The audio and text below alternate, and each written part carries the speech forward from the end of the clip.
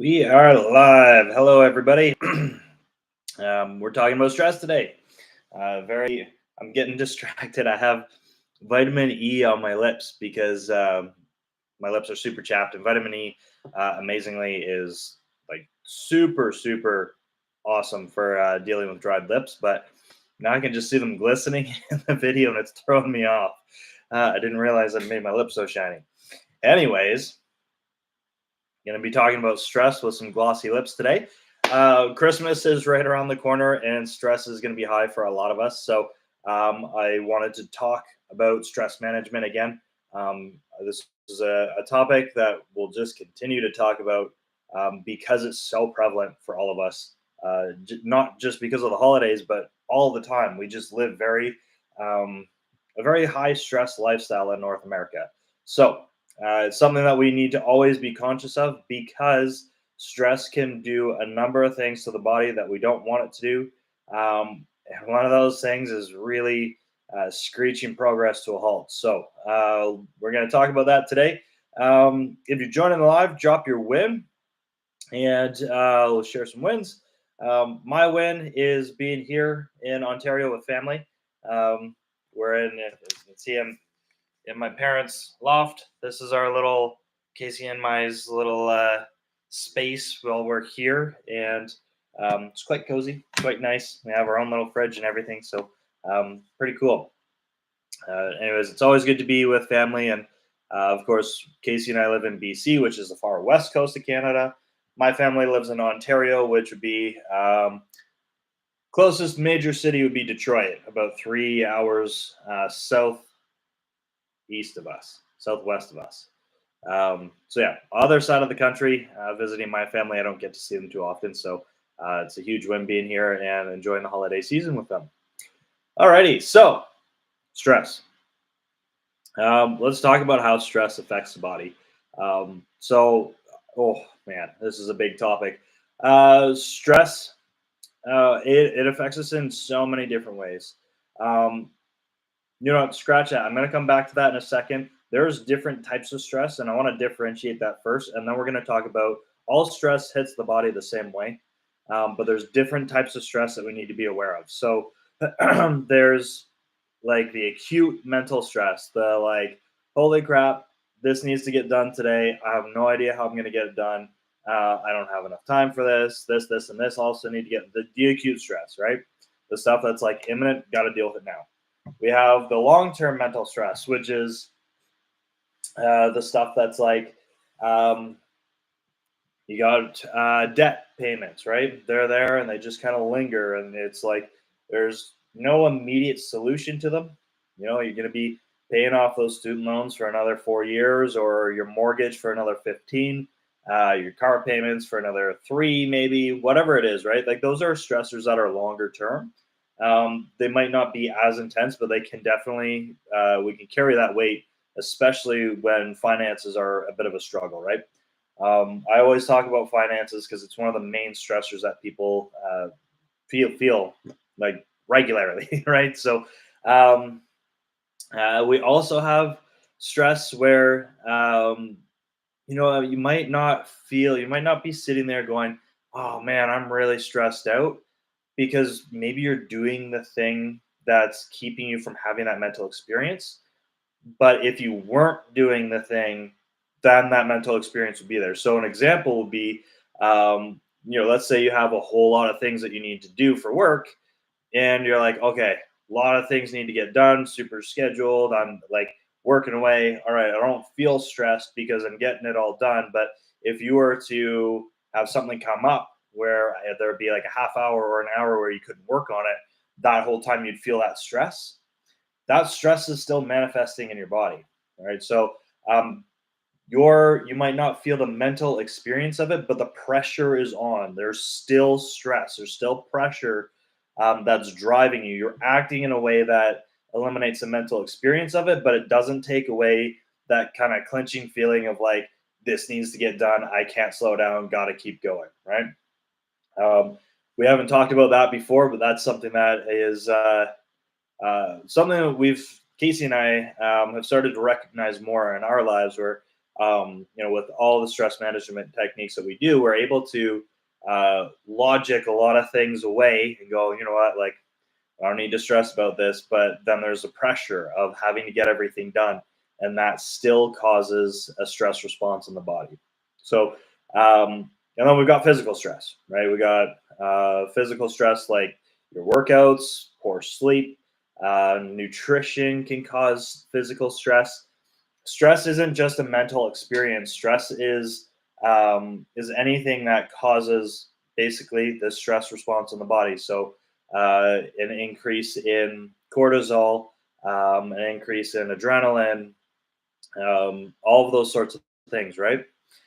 So we want to talk about all stress because it's important not just to look at the mental stress. Mental stress is one that we will focus on because it really changes your experience in life, and that's something that's very very notable. But we also want to be paying attention to all areas of stress because even if our mental stress isn't high, if other stressors are, it can still cause problems with our progress.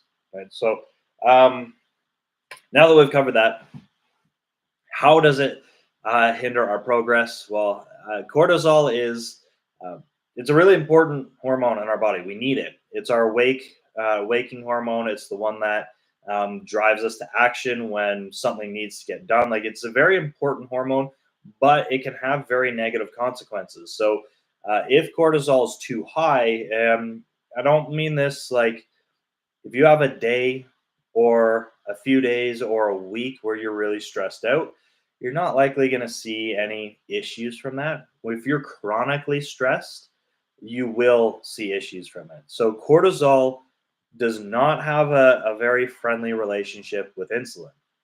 If your cortisol is constantly high because you're always stressed out, your insulin isn't going to be produced as readily, which then means insulin resistance, meaning that your body's not going to process carbohydrates very well because the insulin isn't going to be released as it should to help move the glucose that breaks down from the carbs as readily as it should.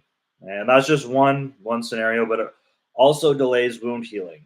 And talking about wounds, I'm not just talking about like getting a gash on your arm or something. Our training is a wound. We're creating wounds. You can't see it, but we are causing micro wounds within the muscles that we're working. And if we have a delayed healing response or decreased immunity, then because that's another thing, stress is really high, it correlates directly with decreased immunity.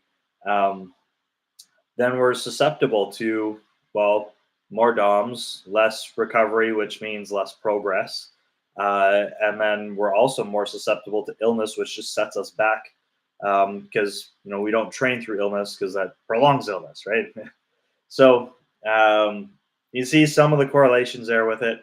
One of the uh, more indirect um, cause or issues with stress is it often affects sleep. Now you can be super stressed out and still sleep well, but you oftentimes the stress causes a lot of poor sleep because our minds are racing. We're not able to shut our brains off at night because as soon as we're not doing things anymore, we lay down and we just start thinking about everything that needs to get done or the problems that need to be solved or whatever, right? And so it can really impact sleep, and that causes more stress to the body. Sleep is our body's like it is magic for us. Sleep is where everything important happens. It's where the body actually has a chance where nothing's moving anymore. We're in like a comatose state basically. So your body requires very, very little energy, and all of its resources can go into healing. It can go into, the metabolic processes that we need. So doing all the amazing things to move fat around, or not move fat around, but burn fat, break it down, make it accessible for the next day for energy, all that sort of stuff, right?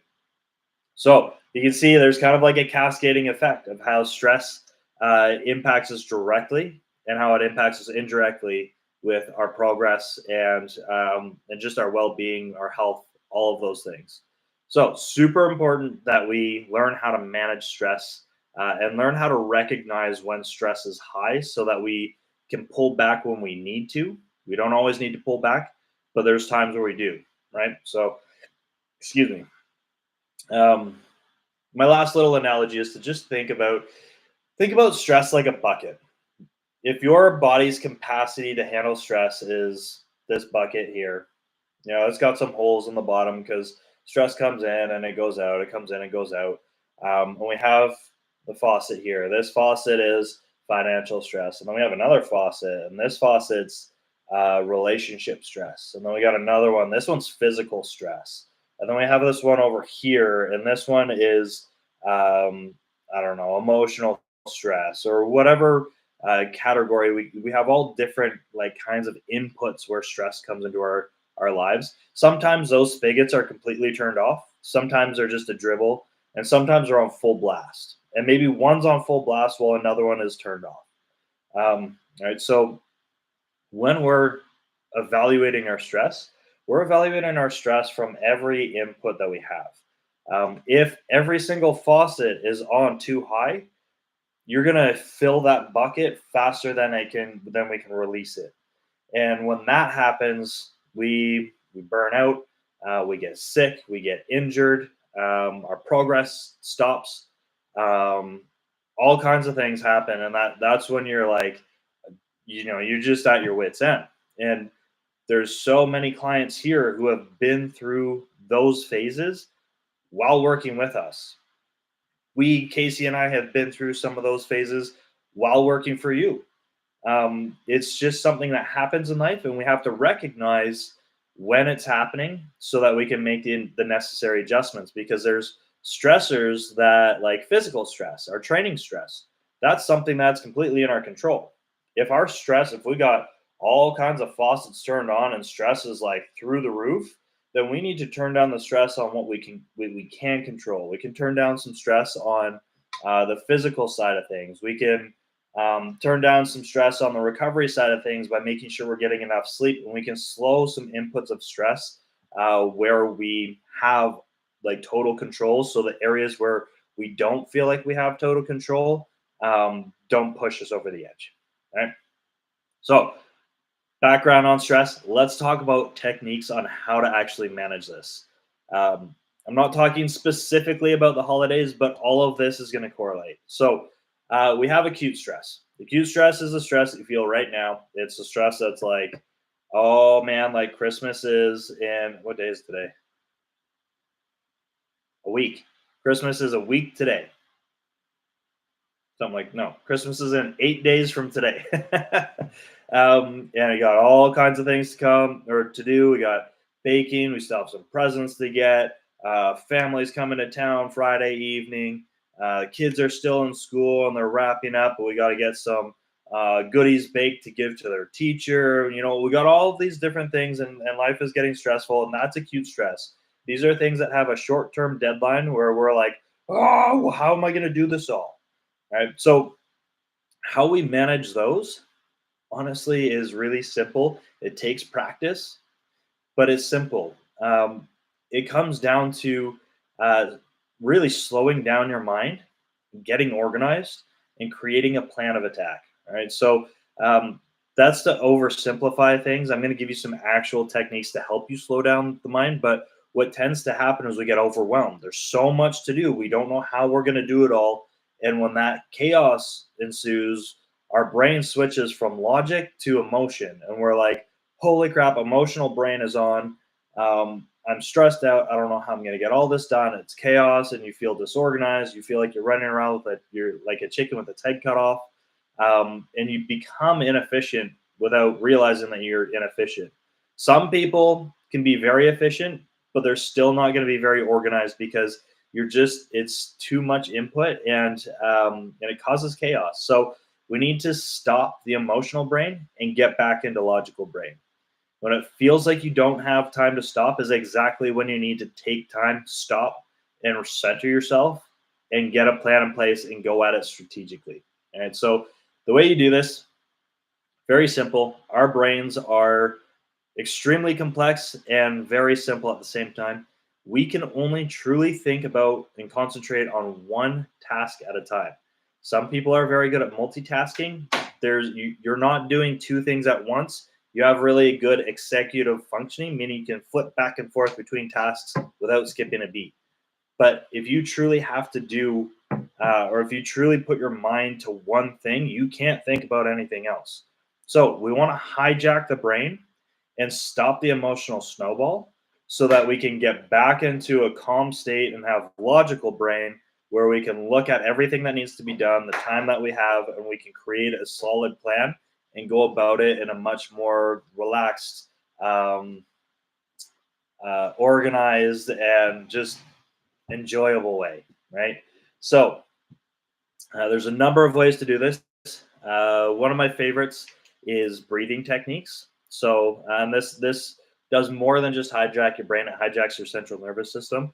Um, but when you use breathing techniques, it's super effective, and it's something that you can do anywhere because people, excuse me, you can hide away in a bathroom for 5 minutes or 2 minutes. You can do it at your desk at work. It's really like it's kind of like incognito. People can't really tell that you're doing it. So my favorite one is called box breathing, and we're going to add a number of layers to this. So box breathing, you're going to breathe in for 3 to 5 seconds. Pick your time, stick with it. And you're going to breathe in for 3 to 5 seconds. We'll just call it 5.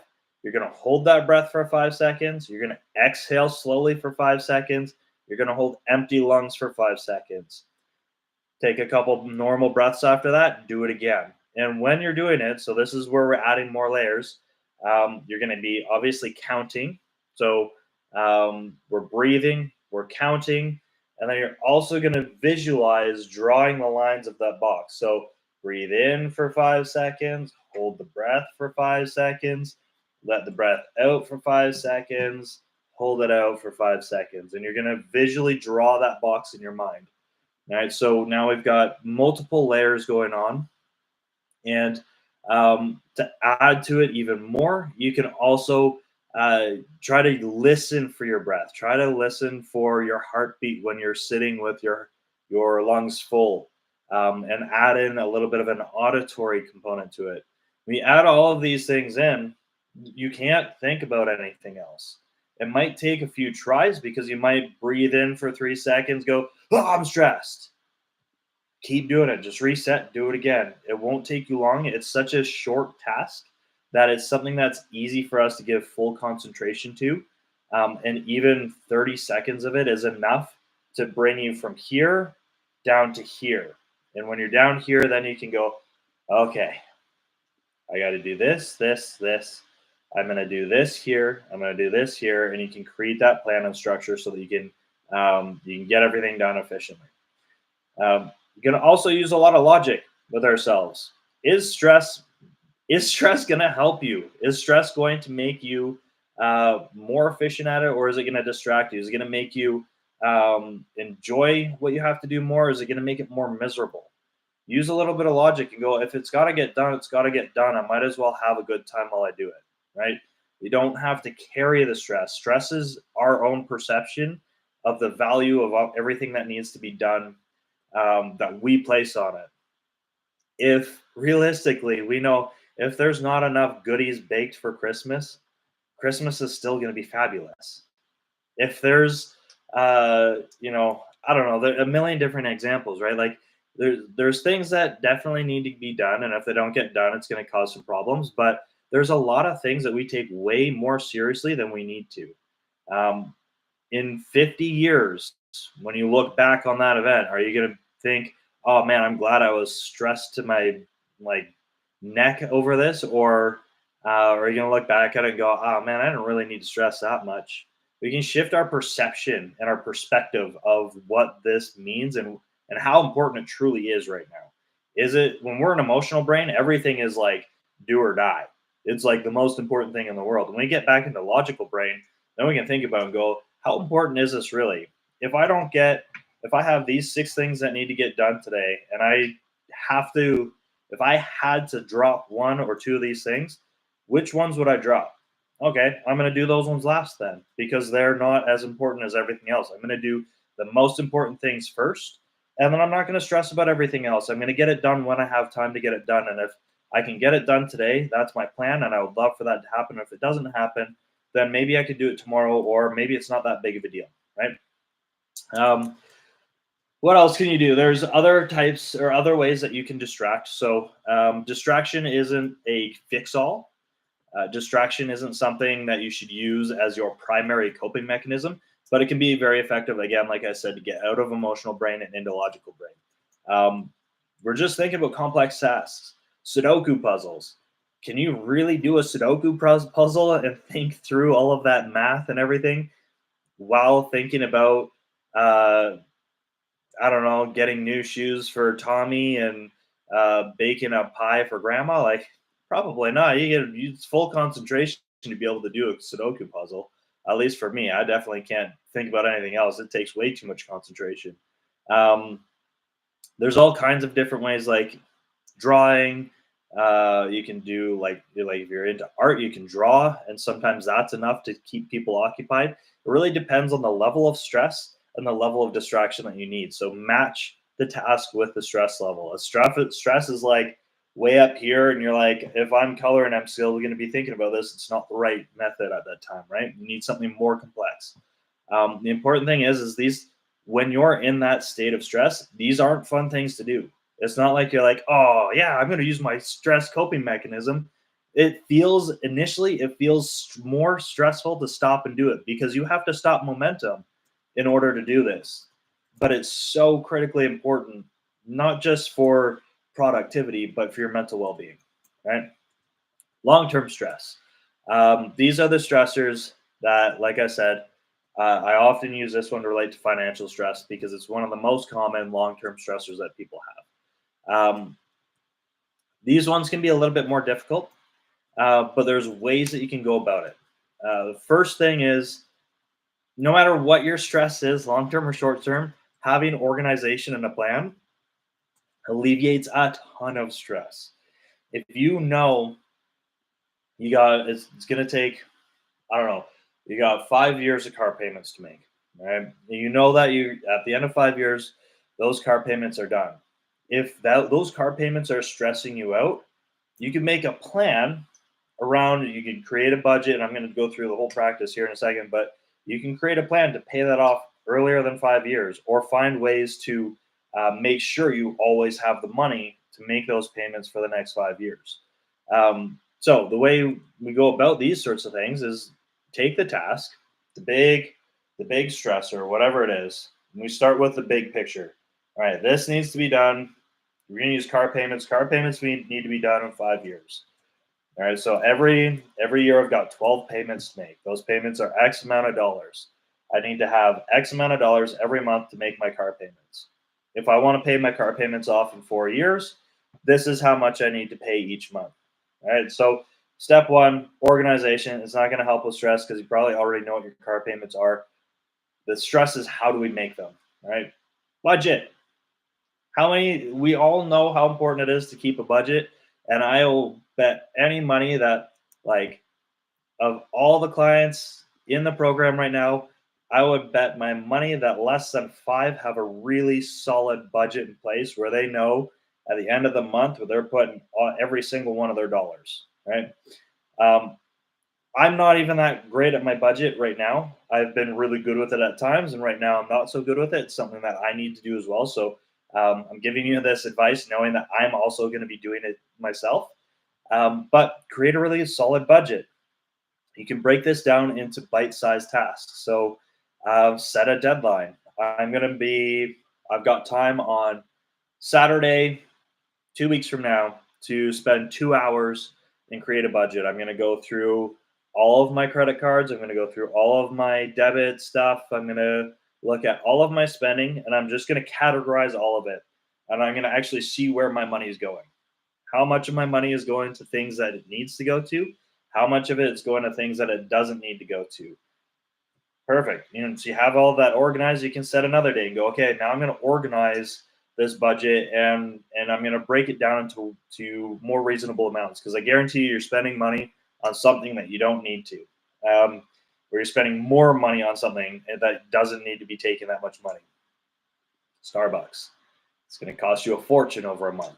So then you can take a look at it and you go, all right, so if I need to have this amount of money for my car payments every single month, and this is how much I'm bringing in, this is all of my expenses, these are all of my non-necessary expenses, and you put that car payment in the necessary expenses so you know you always have that money coming in. It's accounted for. You're paying that before you're doing the fun stuff.